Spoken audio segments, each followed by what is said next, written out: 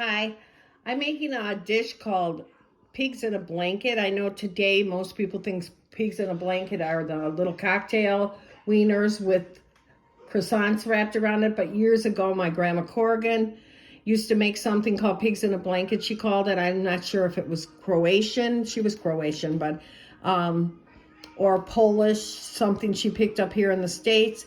But what you do is you get a thin piece of round steak and then you pound the round steak so it's even thinner. Then you take some flour, salt, and pepper. You rub it into your round steak.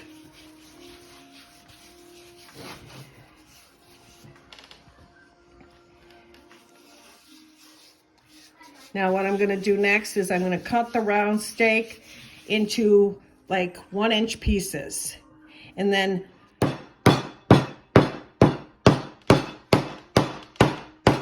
you want your meat very thin. See how thin that is? And I've rubbed the flour, salt, and pepper mixture into the meat. This gives you a very nice gravy when you're after you're cooking it.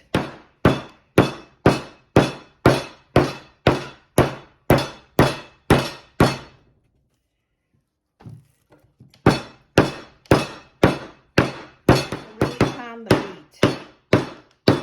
And then what I'm going to do next is salt and pepper this meat. Even though there's salt and pepper in the flour, I find that it's just better if you salt the meat too. Of course, I'm a saltaholic.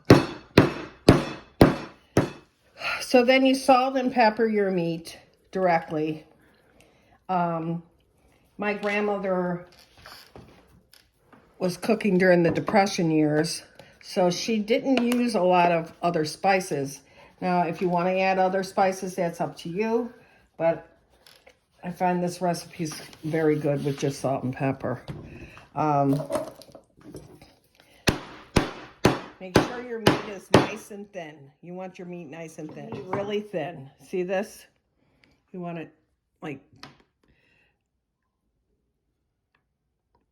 very thin. Then you take an onion. You're going to cut it into slivers.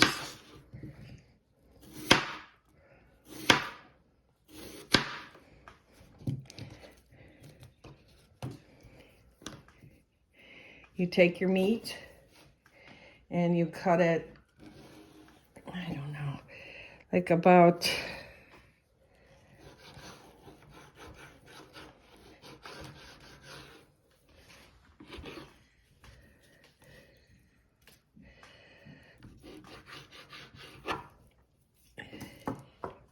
okay, you take a piece of bacon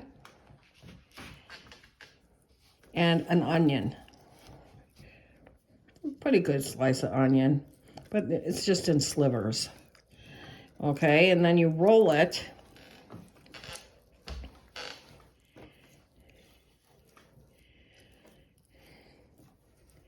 And you secure that with a toothpick.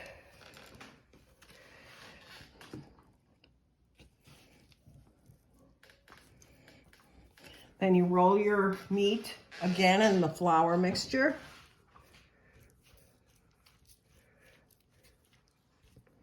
You're going to put that in a frying pan. I use my old cast iron frying pan, and you're going to fry this in vegetable oil. You can use olive oil too if you want, but I prefer olive oil because that's the way, vegetable oil because that's the way my grandma did it. I wanted to mention that when you do pigs in a blanket, you should always use the thin bacon, not the thick cut. I find that it fries up nicer. So now we have about 50 little bundles of beef.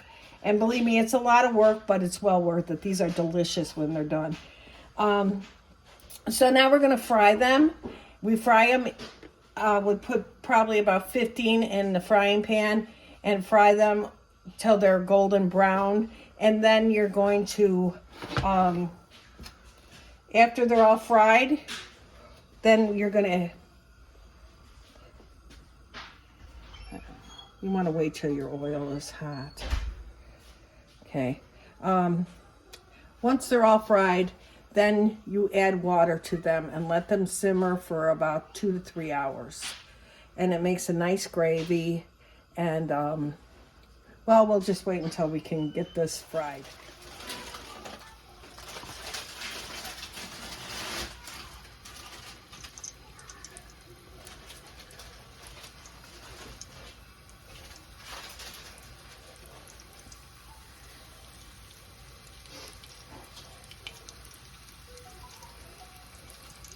So you fry your pigs in a blanket about to this. I guess they wouldn't call it golden brown, just brown, but you brown them real nice. Then you put them back in the same frying pan you fried them in. And these are little bundles of delish. You're going to put them back in here.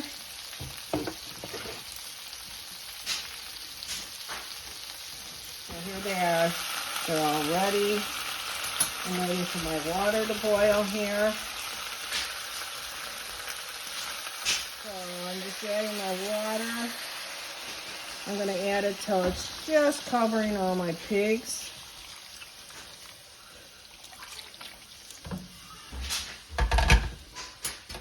Make sure they're all covered. I'm gonna situate them. Then you bring this to a boil.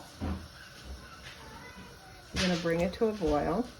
This is gonna make a very nice rich gravy. We're gonna make mashed potatoes, and we have green beans. And I'll tell you, this meal is to die for.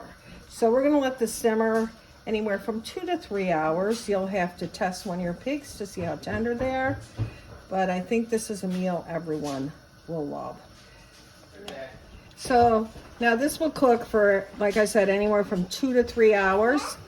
And what happens is from all the flour we put on the meat, and you know, we dredged our meat in the flour and we pounded flour into the meat. It's going to make a nice, beautiful gravy. And the only thing I would suggest is I have to stress this. You want to make sure that your gravy has enough salt, because I know that some people are kind of scared to use the salt, but that's all my grandma ever used was salt and pepper, and she was one of the best cooks I've ever known. This just started to boil. So see, it's already starting to make a nice gravy. See the nice color of it? And now, once it starts to boil, you turn it onto a simmer and you let it sit for 2 to 3 hours. Okay. This is what the final product looks like after 2 to 3 hours. You can serve it with mashed potatoes, because the gravy is great with mashed potatoes, and a green, like green beans or broccoli or something like that. Thank you for watching.